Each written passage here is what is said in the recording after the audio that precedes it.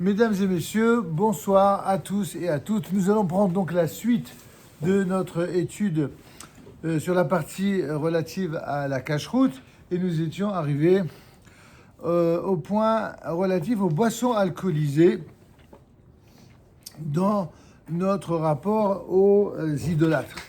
En l'occurrence, nos sages nous apprennent que pour faire obstacle à l'assimilation, eh bien, dans le Shulchan Aruch, on voit qu'il est interdit à un juif de prendre une boisson alcoolisée dans la maison ou le magasin d'une personne non juive. A priori, on se dit, mais c'est quoi? C'est du racisme ou quoi? C'est bizarre.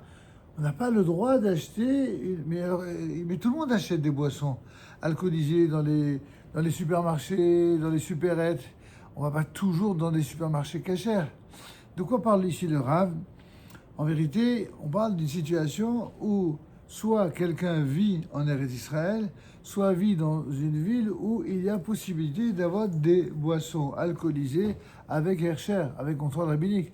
Mais quand on est dans un endroit où cela est difficile, c'est pas exactement la même règle qui s'applique. En tout cas, si le juif a apporté la boisson de chez lui et qu'il veuille la boire seul, eh bien, lui est interdit de le faire, en tout cas, chez la personne non juive ou dans son magasin, et tout ceci pour une seule et unique raison, afin d'empêcher un rapprochement susceptible de conduire finalement à l'assimilation. Cette règle, elle est quand même étonnante. Pourquoi elle est étonnante? En tout cas, de prime abord, comme ça, quand on découvre ça pour la première fois, on ne m'étonne pas à moi.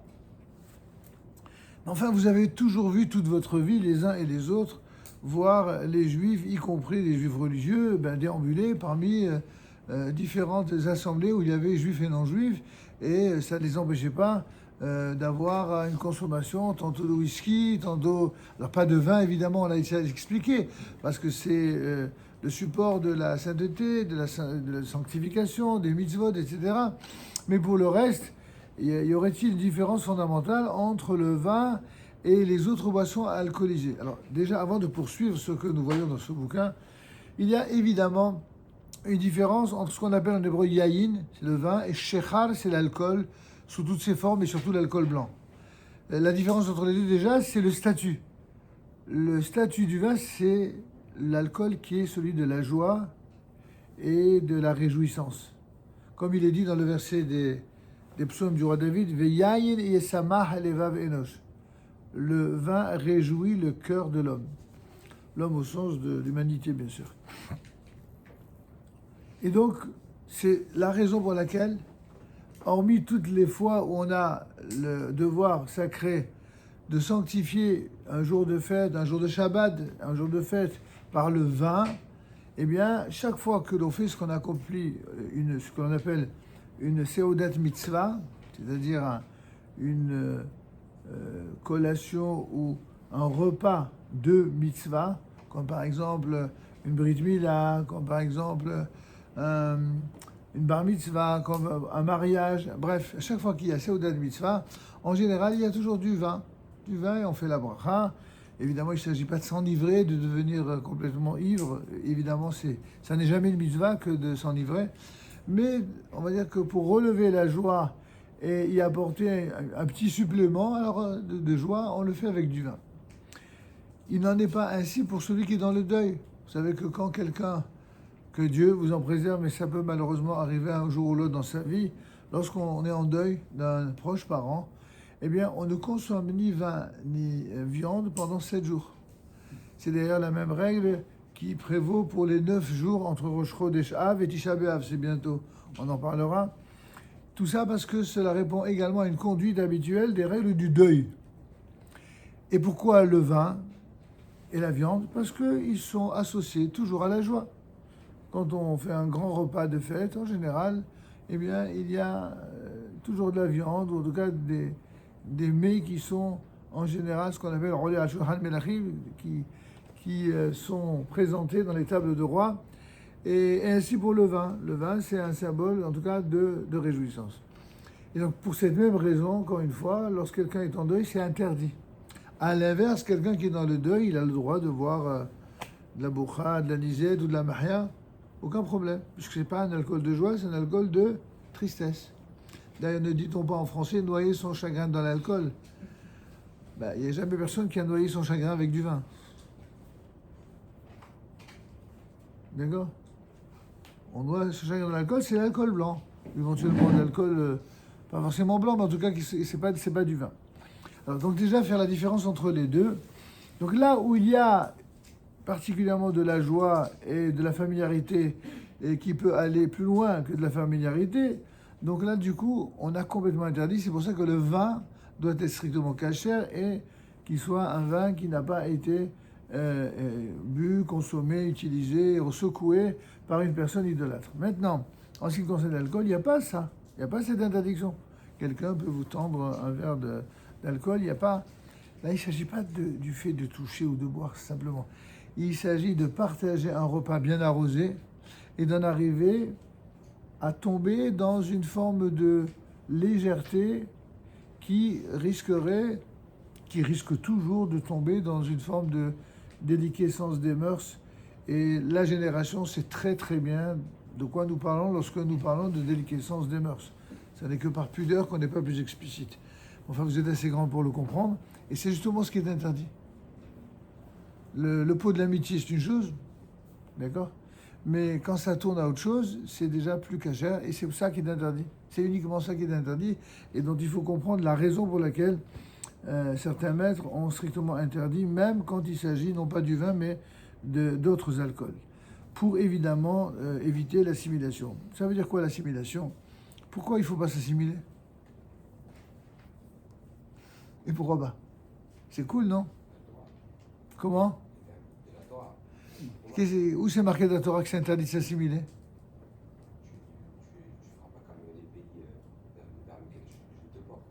Pas mal. Vous brûlez. En fait, il y a de très très nombreuses mitzvot où il y a marqué Lota'asu kemasem. Vous n'agirez pas selon leur manière de se comporter. Alors je précise pour qu'il n'y ait pas de, comment dirais-je, d'esprit de persécution ou de procès d'intention au racisme. On ne parle pas des non-juifs, on parle des idolâtres. Maintenant, qu'est-ce que ça veut dire les idolâtres pour nous? Ce sont tous ceux qui adoptent un comportement d'idolâtre. C'est ça les idolâtres. Et ça inclut beaucoup de monde, beaucoup de monde. Il arrive même parfois que certains juifs, quand ils se comportent comme des idolâtres, eux aussi ils ont le même statut que les idolâtres. Donc c'est ça qu'il faut bien comprendre. Si quelqu'un se comporte de manière idolâtre, c'est-à-dire, c'est quoi de manière idolâtre? Quelqu'un qui est violent, quelqu'un qui viole, quelqu'un qui tue, et quelqu'un qui s'adonne à toute forme de culte idolâtre, sous toutes ses formes. Tout ça, eh bien pour nous, c'est un danger qui guette tout juif d'assimilation. Et qui dit que un juif qui s'assimile est un danger, il n'est pas un danger que pour lui, il est un danger pour tout le peuple d'Israël.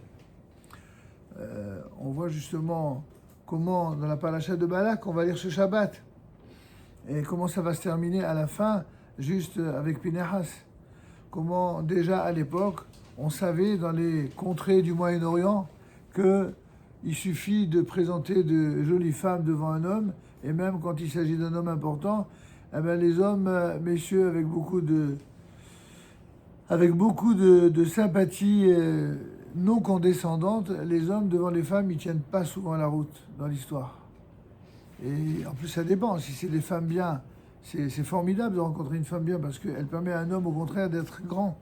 Mais quand une femme, elle pense que son rôle, c'est de tourner ou de faire tourner la tête aux hommes, alors elle en use, elle en abuse, et ça marche. Et ils la perdent la tête. Et c'est comme cela qu'il y a eu l'histoire de Balak ben Sippor, de Moab, des filles de Moab, avec Cosbi Batsur, Nessib Bet Avlashimoni. Je vous recommande, pour ceux qui n'ont pas encore lu la paracha de la semaine, de le faire, de voir comment, eh bien, celui qui avait été payé tel un mercenaire pour maudire le peuple d'Israël, à savoir Bilham, il est complètement bloqué. Le roi Balak le paye très cher et lui dit voilà, il faut que tu me maudisses ce peuple. Il dit très bien, je vais le faire. Il va pour le maudire, et non seulement il n'arrive pas à le maudire, mais son ânesse va être pris dans un étroit filet, et voici qu'il y a un ange qui va se dresser dans le chemin. L'âne, en l'occurrence l'ânesse, va voir l'ange, et lui, qui est soi-disant un prophète, qui voit ce que les autres ne voient pas, lui, il n'a rien vu. Alors lorsqu'il va vouloir passer, elle ne le laisse pas, elle n'ose pas passer parce qu'il y a l'ange qui est devant et qui lui dit « Ne bouge pas d'ici, ne passe pas ». L'ânesse, elle l'entend, et lui, qui est soi-disant le prophète, il n'entend rien. Alors il la frappe, il la frappe, il la frappe, et Dieu fait un miracle, il a fait parler un petit peu comme dans ce que vous avez vu dans les contes de Walt Disney, sauf que dans la Torah, on ne présente pas ça comme un conte de Walt Disney, mais comme une réalité. Dieu fait un miracle, l'ânesse se met à parler, et elle lui dit « Mais enfin, pourquoi tu me frappes comme ça? Jusqu'à quand tu vas me frapper? Tu vois pas que je peux pas passer, il y a un ange devant moi ?» Et là, il perd ses moyens. Il blémit. Il dit quoi? Moi, on me paye pour maudire et pour faire des prévisions, et j'arrive même pas à voir ce que mon ânesse, elle est en train de voir. Vous imaginez la honte, comme on dit en français moderne, Hchouma. Quelle honte. Il n'arrive même pas à voir ça. Et puis bon, la fin de l'histoire, vous la connaissez, c'est que finalement, tout ça, c'était qu'un stratagème pour maudire. Quand finalement, il voit qu'il ne réussit pas, il va voir le roi Balak, il lui dit, mais comment? Balak va dire à Bilam, je t'ai payé pour me maudire ce peuple, et toi, au lieu de bénir ce peuple, qu'est-ce que tu fais? Tu vas les bénir. Quand il va voir le campement d'Israël, qui avait de la pudeur, de la beauté, il va dire, c'est cette phrase magnifique qui était écrite d'ailleurs dans la plupart des synagogues du monde. Oh, combien sont belles tes tentes, ô Jacob, tes demeures, ô Israël. C'était quoi la beauté des tentes de Jacob? Tu vois pas? Qu'est-ce qu'il y avait quoi? 5 étoiles à l'époque? Rien du tout. C'était quoi la beauté des tentes de Jacob? Elles étaient alignées de telle sorte que jamais un homme ou une femme pouvait voir ce qui se passait dans la tente voisine. Vous allez me dire qu'aujourd'hui, on n'a pas besoin de ça. Vous avez, comment ils appellent, TikTok et TokTak. Il n'y avait pas besoin d'avoir des fenêtres. Tout le monde sait tout ce qui se passe partout. Mais à l'époque, il n'y avait pas... C'était peut-être TokTok, mais en tout cas, il n'y avait pas tout ça. Et du coup, il était subjugué de voir, mais qu'est-ce que c'est? Comment des gens sont capables de garder une telle pudeur, une telle intimité, au point de se déconnecter complètement de la vie privée des autres? Il était... Et donc, tellement subjugué qu'il va se mettre à bénir le peuple. Il a voulu maudire. Finalement, Dieu, évidemment, il en a fait qu'une bouchée et il l'a détourné et il s'est mis à bénir le peuple d'Israël. C'est un petit peu comme ce qui se passe quand tous les... Vous savez, qu'est-ce que c'est les nouveaux faux prophètes des nations? Parce que lui, chez Bilham, c'est le prophète des nations le plus grand à l'époque de Moïse. On dit qu'il n'y a jamais eu aussi grand que Moïse comme prophète en Israël, mais parmi les nations autres qu'Israël, il y en avait un qui était aussi grand. C'était justement Bilham. Or, Bilham, ce fameux grand prophète, eh bien, qu'est-ce qu'il fait? Il bénit Israël parce qu'il n'en peut plus. Il dit, c'est pas possible. C'est trop beau. Aujourd'hui, on a des faux prophètes. On appelle ça les journalistes. Ils font la même chose que Bilham. Ils maudissent Israël. Ils passent leur temps à maudire Israël. Et chaque fois qu'ils maudissent Israël, Israël gagne des victoires. C'est formidable quand même, non? Continuez surtout. Hein. Je m'adresse aux journalistes qui, par hasard, tomberaient sur la vidéo. Continuez à nous maudire, c'est formidable, parce que plus vous nous maudissez, et plus, en fin de compte, ça retombe c'est comme dans un miroir. Le miroir, il est toujours le reflet de l'image que l'on présente. Eh bien, le peuple d'Israël, c'est le miroir des nations. Quand les nations nous maudissent, en fait, la bénédiction, elle retourne sur elles. Mais quand les nations nous bénissent, eh bien, la bénédiction revient sur elles. C'est pas moi qui le dis, c'est la Torah elle-même. Alors, pour revenir à notre histoire, assez sympathique quand même, c'est qu'elle a failli mal se terminer, et finalement, elle s'est passée d'une manière absolument incroyable, spectaculaire, triste au début, et un peu meilleur après, au début de la paracha de Pinehas. Alors pourquoi triste? Parce que voilà qu'un homme qui est quand même un des chefs de tribu, c'est pas n'importe qui, eh bien il va craquer. On dit que le Midrash nous raconte que ils ont été incités à aller dans les magasins, c'était, à l'époque, enfin les magasins, ce qu'on appelait magasins, c'était des sortes d'établis où il y avait des étoffes partout. Et ils présentaient des vieilles dames avec des étoffes qui n'étaient pas terribles. Quand les gars ils venaient pour acheter, ils disaient bah c'est pas terrible ces étoffes-là. Ils lui disaient mais tu sais, les plus belles étoffes, elles sont à l'intérieur. C'est un petit peu plus cher, mais si tu veux, rentre à l'intérieur. Évidemment, qu'est-ce qu'il y avait à l'intérieur? Il n'y avait pas que des belles étoffes. Il y avait de belles créatures qui les attendaient. Et les belles créatures qui les attendaient, elles étaient là pour ça, pour leur faire tomber la tête. Ouais, c'est les ancêtres des boîtes de nuit. C'est pas d'aujourd'hui que ça a toujours existé. Des endroits pour faire tomber la tête des hommes. Et ça marche. Ça a toujours marché. Sauf que si ça marche chez les nations, c'est dommage. Ça peut être à conséquence même chez les nations. Mais en ce qui concerne Israël, c'est pas dommage, c'est une catastrophe et pour Israël et pour les nations. Justement parce que, comme disait monsieur tout à l'heure, il y a une paracha que nous récitons le jour de Kippour, et la paracha d'Aharimot, où nous apprenons une interdiction absolue de reproduire les comportements idolâtres et de l'Égypte qui venait de quitter et de la terre de Canaan vers laquelle ils se rendraient. C'est-à-dire que dans un cas comme dans l'autre, il s'agit de différentes formes d'idolâtrie. Alors, je ne vais pas m'apesantir maintenant sur la différence des deux, mais c'est-à-dire qu'il n'y a rien de plus grave dans la Torah que l'idolâtrie. Et ça, c'est justement pour cela que toutes les lois sur les consommations d'alcool et autres, elles ont été très, très codifiées. C'est pas parce que on veut absolument interdire de profiter de la vie comme des imbéciles aiment à toujours caricaturer. Profiter de la vie, oui, mais pour nous, la vie, c'est quoi profiter de la vie? C'est profiter de ce qu'il y a de plus sacré dans la vie. Et c'est de ne pas perdre son temps dans la vie à toutes les choses qui, justement, désacralisent et dévalorisent la vie et le sens même de l'existence à l'intérieur de cette vie. Pour ça, il y a des règles, pour ça, il y a des mitzvot, pour ça, il y a des comportements.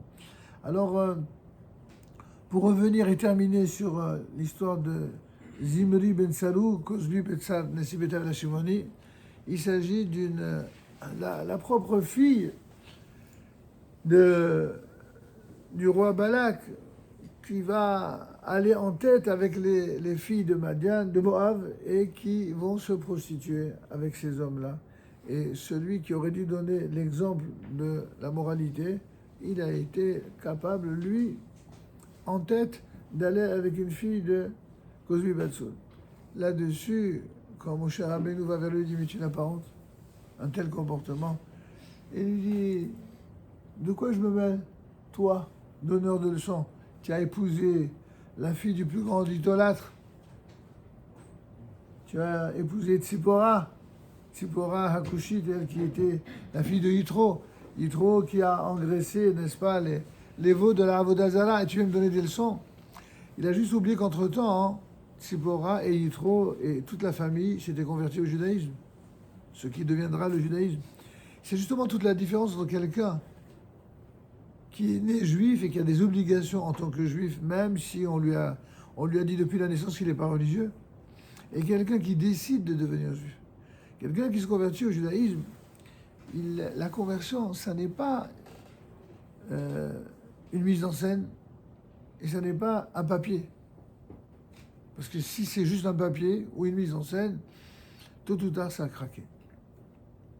Soit ce sera dénoncé, soit ça ne se passera pas bien et ça risque même d'être une source de mal-être et de malheur. De malheur dans le sens de non-bonheur plutôt, pour la personne qui ne vivrait pas en harmonie avec ses convictions nouvelles. Et comme je vous l'ai dit souvent, une personne en conversion, nous, en tout cas juifs et responsables communautaires, rabbanim, on ne souhaite qu'une seule chose, c'est le bonheur des êtres humains, quels qu'ils soient. Qu'ils soient juifs, qu'ils soient non-juifs, qu'ils soient chrétiens, musulmans. Chacun choisit la voie qu'il décide. Mais quand il choisit une voie, alors il doit toujours être cohérent par rapport à ce choix et que celui-ci montre de lui le meilleur de lui-même. Et c'est exactement la même chose dans la conversion au judaïsme, dont on a déjà dit plusieurs fois ici qu'il s'agit d'adhésion, adhérer à une manière de vivre. Et ça, c'est à la fois ce qui fait la particularité du judaïsme et c'est aussi ce qui agace tous les antisémites. À savoir qu'on n'est pas comme tout le monde. Ils sont tellement idiots, les antisémites, que même quand les juifs sont comme tout le monde, qui le leur rappelle à ces juifs qui sont juifs? Ce sont justement ceux qui leur reprochent de ne pas être comme tout le monde. Ça veut dire qu'ils sont vraiment problématiques, ces gens-là. À la manière dont les antisémites traitent les juifs, c'est eux-mêmes qui montrent à quel point les juifs ne seront jamais traités comme les autres. Qu'ils assument leur différence ou qu'ils ne l'assument pas, dans tous les cas, ils ne seront jamais comme les autres. Pourquoi c'est comme ça? Bon, ça remonte évidemment à très loin, mais ça, on approfondira plus tard quand on parlera des différences entre judaïsme, christianisme, islam et athéisme. D'accord? Il y a des choses importantes à savoir parce que ce n'est pas des choses qui sont abordées de manière sereine. Elles sont souvent avec des connotations de non-dit, de honte, ou alors de politiquement correct, ou de politiquement incorrect. Et nous, ce qui nous intéresse, ce n'est que la vérité dans tous les cas. Et la vérité, c'est qu'il y a des gens bien partout.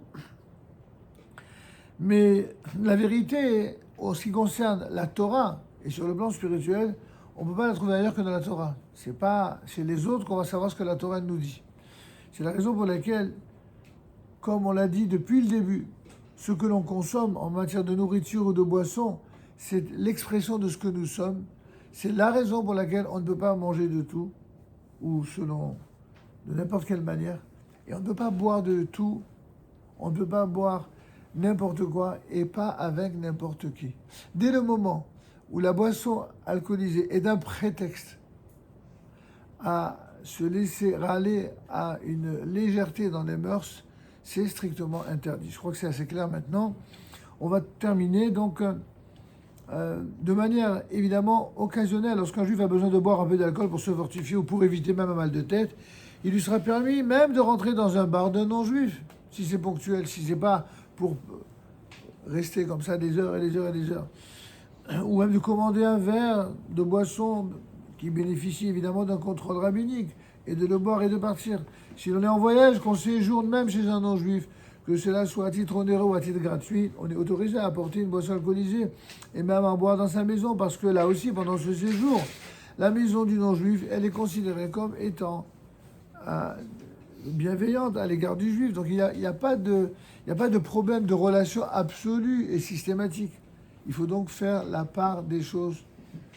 Tout ce qui n'amène pas à une déliquescence des mœurs, tout ce qui n'amène pas à une légèreté ou à une complicité vers quelque chose d'interdit par la Torah, c'est permis, évidemment. On n'est pas des sauvages, comme dirait l'autre, mais si au contraire, ça risque d'amener à autre chose, là, c'est la limite qu'il ne faut pas franchir. Boire de l'alcool dans une ambiance de frivolité, par exemple, c'est interdit. Vous avez, aujourd'hui, ils ont inventé, les Américains, c'est les champions pour ça. C'est eux qui ont inventé toutes les fêtes du style enterrement de vie de garçon, de vie de jeune fille, shower baby ou baby shower, je ne sais plus comment ils appellent ça. D'accord, enfin, ils ne savent plus quoi inventer pour faire la fête. Le problème, c'est que si c'est des fêtes cachées, pas de problème. Mais c'est déjà dans l'idée, déjà des arrière-pensées tordues. Moi, j'ai découvert ça il y a déjà 30 ans. Pas shower baby, je l'ai découvert juste cette semaine. C'est assez sympathique parce que j'ai marié un couple. Quand j'aurais demandé mais comment vous êtes connu, et il m'a dit un shower baby. Bon, quand je sais pas quelque chose, en général, je dis directement. Mais là, j'avais l'impression qu'il disait ça avec tellement de naturel. Je dis waouh, décidément, je suis plus dans le coup. Je savais pas de quoi il parlait. Alors, évidemment, dans ce cas-là, j'ai allé voir ma femme. Je lui ai dit, moi, toi qui sais tout, toute la journée, elle est au courant de tout. Je lui ai dit, tu sais ce que c'est? Elle m'a dit, évidemment que je sais ce que c'est. Et là, elle m'a expliqué qu'en fait, c'était une nouvelle mode que les Américains ont inventée, qui consiste à ce que lorsqu'une maman, elle est déjà enceinte bien avancée, presque à 1 ou 2 mois de l'accouchement, alors Zahmet, elle montre qu'elle est bien enceinte et il y en a même qui parlent du nom du bébé. Mais en fait, c'est une fête entre copines. Alors je dis, mais je comprends pas. Il me dit qu'il qui se sont connus un shower baby. Qu'est-ce qu'ils faisaient là? Alors, pas mal trouvé. J'ai dit, c'est peut-être c'est un serveur. Donc je lui pose la question. Il était mort de rire. Il m'a dit, ben non, je vais vous raconter. C'est vrai que normalement, c'est un truc où il n'y a que des filles. Seulement, voilà, je devais être invité au mariage de quelqu'un de la famille. Et c'est tombé le jour où j'ai eu le Covid. Et donc, j'ai pas pu aller au mariage. Et ils ont eu tellement de la peine que j'étais pas au mariage que du coup, ils m'ont invité pour une exception. Ils m'ont invité à ce shower baby pour remplacer. Et c'est comme ça qu'il a rencontré la fille. Comme quoi, les voies du Seigneur, n'est-ce pas? Bon. Toujours est-il que... Donc c'était quand même sympathique. Et effectivement, ils avaient l'air très amoureux. Et je pense qu'ils le seront jusqu'à 120 ans, si Dieu veut. C'était très sympathique. Alors maintenant, pour revenir à l'histoire, si la raison d'une rencontre et la manière et le cadre se fait en tout bien, tout honneur et de manière cachée, il n'y a pas de problème, on n'est pas des paranos. Mais si la raison de la... J'ai appris par exemple que dans ce qu'ils appellent les enterrements de vie de garçon et de fille, c'est carrément... Il y en a qui sont tellement tarés que carrément la veille du mariage, le gars qui va avec une autre femme, ou que la fille elle va... Mais c'est pas possible d'être à ce point dégénéré. Je savais même pas que ça pouvait exister des trucs pareils. Elle m'a pas dit que ça existe. Je dis pas que tout le monde le fait, Dieu merci, j'espère que non. Mais il y en a qui vont jusque-là. Donc vous comprenez maintenant la différence qu'il y a entre quelque chose de sain, S-A-I-N, avec ou sans le T, mais en tout cas, quelque chose de sain, qui n'est pas malsain, et quelque chose qui est tordu. Si quelqu'un, avant de se marier, il éprouve le besoin de s'amuser une dernière fois avec une femme, c'est que vraiment, il est complètement siphonné de la tête, et d'ailleurs, et que il risque, cette pauvre jeune femme risque d'aller au-devant de grandes illusions, désillusions et déceptions. Si les gens ont envie de vivre dans le mensonge, c'est leur problème.